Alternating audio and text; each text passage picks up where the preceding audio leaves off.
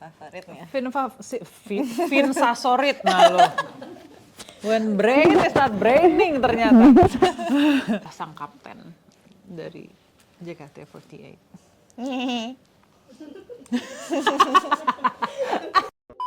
Oh, udah diambil sama kita berdua. Set Ali. Ali.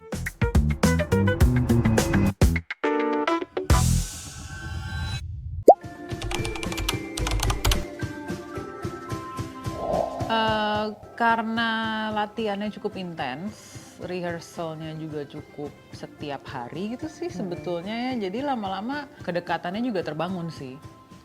Dan Ajil ini anaknya senang banget ngobrol. Jadi pendengar yang baik, jadi teman yang baik gitu. It comes very naturally gitu, karena Ajil tuh sebenarnya orangnya tua. Walaupun umurnya masih muda ya. Masih 22 ya? 23. Tapi Toku sebenarnya anak ini gitu, jadi nggak terlalu. Toku tua apa Kak? Tua. Oke. Ketu nggak sih kecil tua?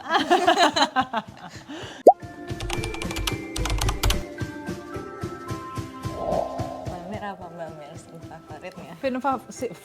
Fin Sasorit lo. When brain is not braining ternyata. Scene favorit, aduh susah ya scene favorit tuh, aku nggak pernah memfavoritkan adegan. Paling yang paling diingat kali ya? Yang paling diingat sama yang paling menyenangkan, maksudnya yang pas syuting tuh penasaran waktu adegan lukisan yang di tembok itu, yang ada di trailer juga, yang S sama M-nya kemana? Oh, udah diambil sama kita berdua. Set Ali. Jadi itu memang menarik karena yang seperti aku bilang tadi, jadi pas datang ke set mereka masih ambil adegan yang temboknya masih agak kosong. Jadi baru sketch awal aja. Terus move on tuh adegan yang udah seperempat jadi gitu. Tapi ada trik-triknya teman-teman kesenian gitu, teman art ya, yang bisa bikin itu berulang-ulang gitu. Menarik sih untuk lihat film tentang pelukis, karena sepertinya ini film pertamaku yang sedikit banyak tentang seni rupa gitu. Iya sih. Ya maksudnya kalau ADC 2 kan lebih ke karakter yang sukanya seni gitu, tapi kalau ini benar-benar sama si perupanya yang ada di pelukisnya. Scene favorit aku mungkin di Isi Yogyakarta pas malam tahun baru. Wow, apa yang terjadi di kampus pada malam tahun baru 98 ke 99, saudara-saudara? Apa ya? Ger banget nih pokoknya. Ditunggu ya.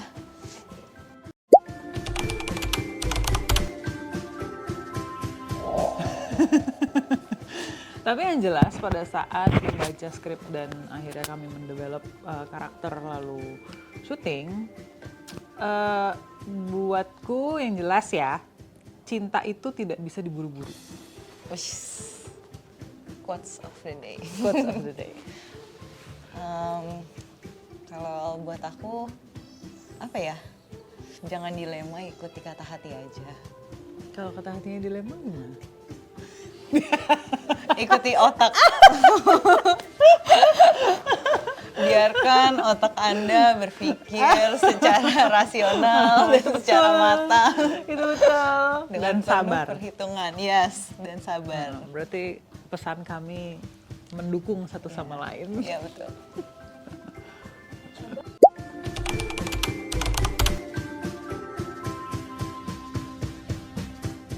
Sebetulnya kalau aku pribadi merasa tidak punya hak untuk menghakimi apapun atas hubungan orang lain. Jadi pendapatnya gimana, as long as it makes you happy, do it. Why not? Asal tidak merugikan orang lain, itu satu. Sama jangan sampai merugikan diri sendiri, of course, dan jangan sampai nyakitin hati gitu kan. Iya sih, kayaknya ya terserah orangnya kalau menurut aku, dan nggak apa-apa banget. nggak ada stigma. Aku tidak mau melihat atau bukan tidak mau, aku tidak bisa melihat stigma yang buruk, lakinya lebih muda atau perempuannya lebih muda gitu.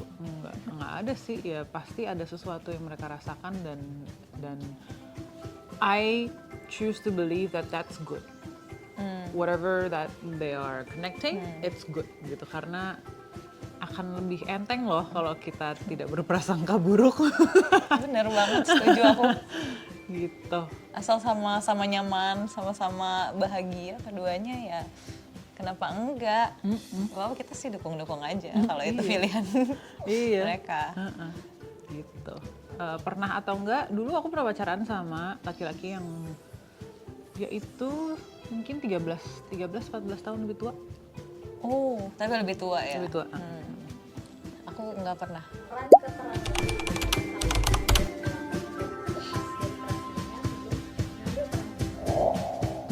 Dulu mungkin 10 tahun pertama itu lebih mudah karena film Indonesia kan belum sebanyak sekarang, jadi demand-nya juga nggak secepat sekarang gitu. Jadi ketika 5 tahun pertama aku masih belajar di sinema, maksudnya di dunia perfilman Indonesia ini, janji pada diri sendiri untuk ngambil 1 tahun 1 film.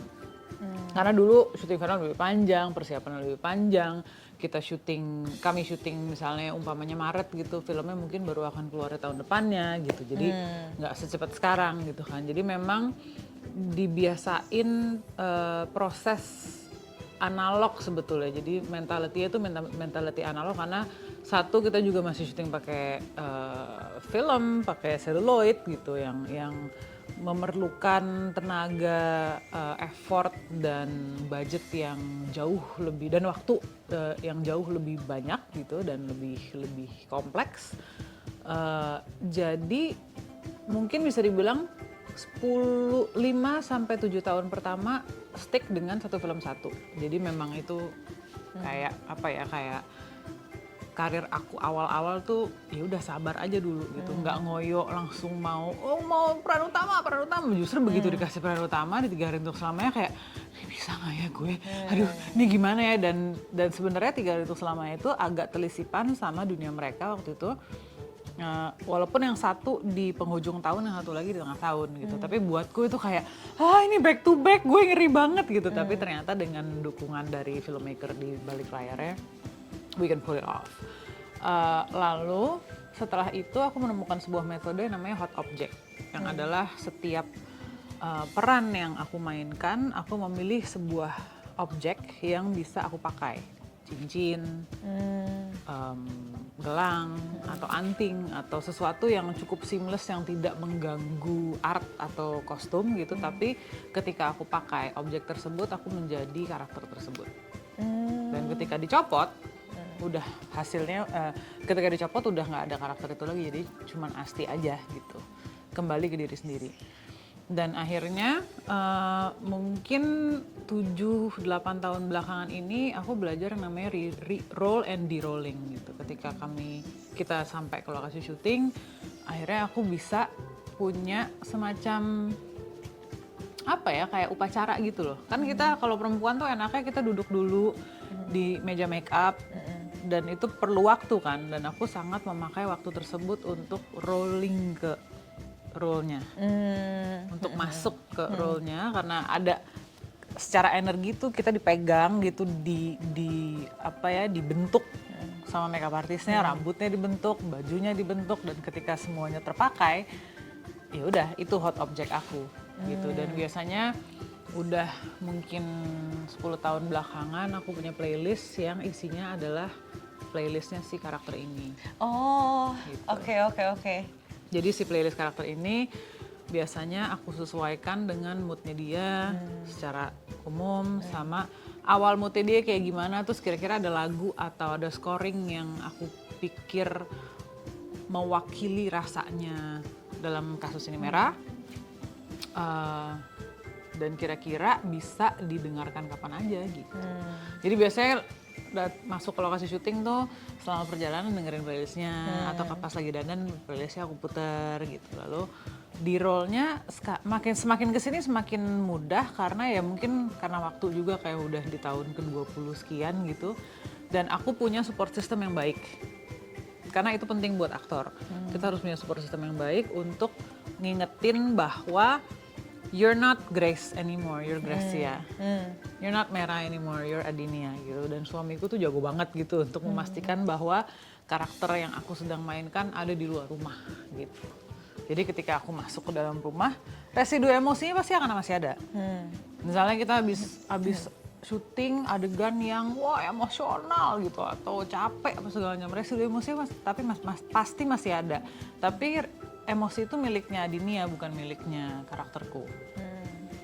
Jadi kalau kita bisa memisahkan itu, begitu pulang ke rumah ada sesuatu yang dirasakan itu punyanya kita bukan punyanya si Grace gitu. Karena ketika kita merasakan terus apa yang karakter kita rasain, akhirnya nempel nanti jadinya korosi. Kalau sekarang masih ya sedikit banyak sebenarnya intinya sama, tapi lebih mindful aja gitu, lebih bisa oke, udah ya gitu, udah on off aja gitu sekarang. Keren otomatis banget. nggak sih? Nggak otomatis. Effortnya gede, effortnya besar. Dan memang orang sekitar kita di rumah itu harus mengerti. Karena kan aku pernah bilang kan kemarin, pekerjaan seorang aktor itu pekerjaan yang paling unik di dunia. Kita bisa jadi apapun yang kita di order oleh sutradara atau skripnya tanpa ngalamin resikonya. Umpamanya, kamu jadi penyanyi, walaupun dekat gitu sama kamu jadi penyanyi yang tiba-tiba konfliknya dia ada di gembong narkoba gitu tiba-tiba. Kan karakternya, kamu bisa ngalamin itu lewat karakternya, tapi kamu tidak mengalami resikonya. Iya, benar banget. Setuju. Jadi kaya gitu kan. Yes. Gitu. Jadi seru. Menarik untuk kenal. Aku ketemu Gracia pertama kali di lobbynya Multivision Plus. Yes. Dia udah selesai, aku baru mau datang, terus kayak gitu, hai aku Gracia, oh iya jadi Grace. Terus aku sempet kayak, hah? Gitu ya. Grace, oh iya. Iya banget. Aku lagi agak linglung gitu, capek banget. Gitu. Kayak, begitu, First impressionnya, you're very sweet and very kind and very smart. Dan nggak nyangka ternyata adalah sang kapten dari JKT48.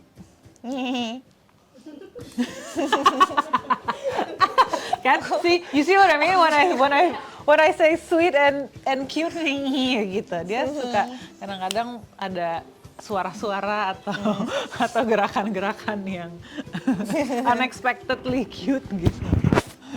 Aku malu tau kalau aku harus jawab apa ya? Makasih ya Kak. Kok makasih sih? Jawab dulu, ada kan kamu sebaliknya gimana?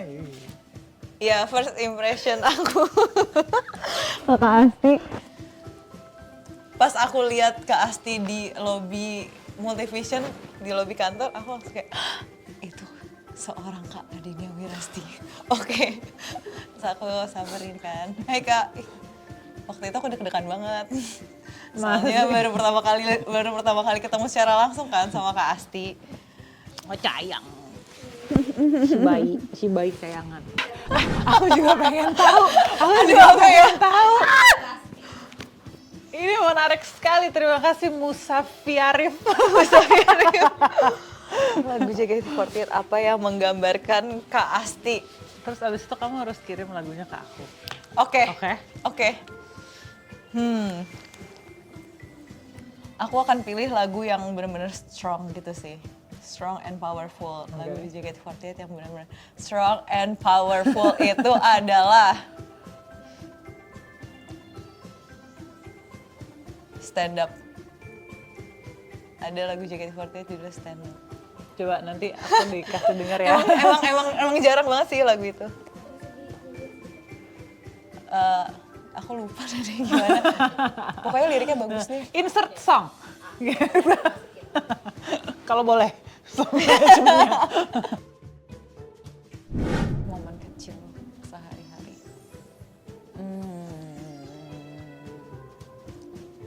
Banyak aku. Banyak ya?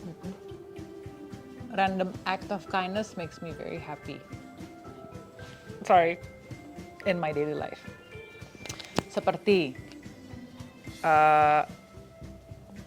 nahan pintu untuk orang lain, dan ketika pintu itu ditahan oleh orang tersebut, the other one says thank you, sama-sama. Itu kayak gitu kayak gitu. Hal kecil sih. Kecil banget, tapi lihat random act of kindness tuh aku kayak Iya. baik ya gitu. Sama good food, Iya benar. makanan enak. Setuju banget. Aku juga suka makanan enak, dan momen kecil sehari-hari yang bikin selalu bahagia sih mungkin karena ketika setiap hari aku buka mention atau buka DM, banyak banget yang nyemangatin aku, banyak banget yang kasih kata-kata positif. Itu bener-bener bikin aku lebih semangat lagi dan apa ya, ngerasa dihargai aja gitu. Itu juga penting. Important. Yes.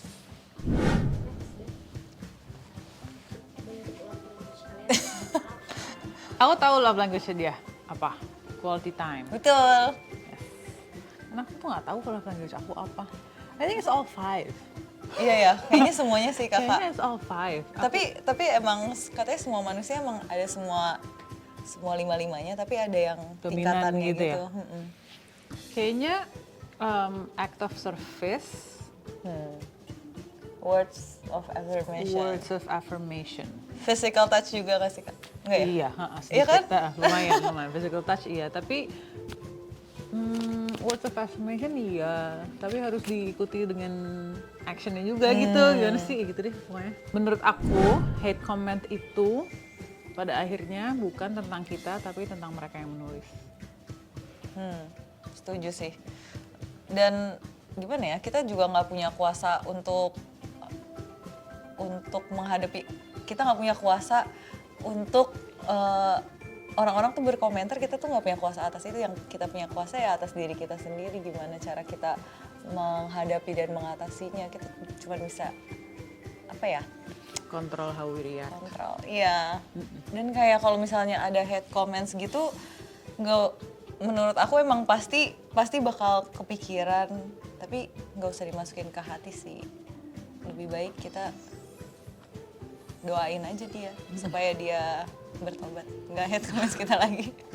Soalnya sebenarnya kalau dipikir-pikir, ada orang yang berpendapat buruk tentang kita. Oke, terima kasih. Are you sure you're not projecting? Gitu, karena it's actually about them gitu. Dan ketika kita memutuskan untuk melontarkan hate comment itu ke orang, itu kan berarti kitanya yang lagi nggak happy. Iya, bener. Jadi ya mikirnya ya gitu juga gitu, kayak mikir ada cermin aja gitu. Gitu sih. Not everything is all about us. We're not the center of the universe. Hai, saya Dina Wirasti. Aku Gracia JKT48. Saya berperan sebagai Merah di film Hidup Ini Terlalu Banyak Kamu. Aku berperan sebagai Grace di film Hidup Ini Terlalu Banyak Kamu. Film ini akan mulai di bioskop tanggal berapa? 21 November 2024. Yes. Sampai ketemu di bioskop. Jangan lupa nonton.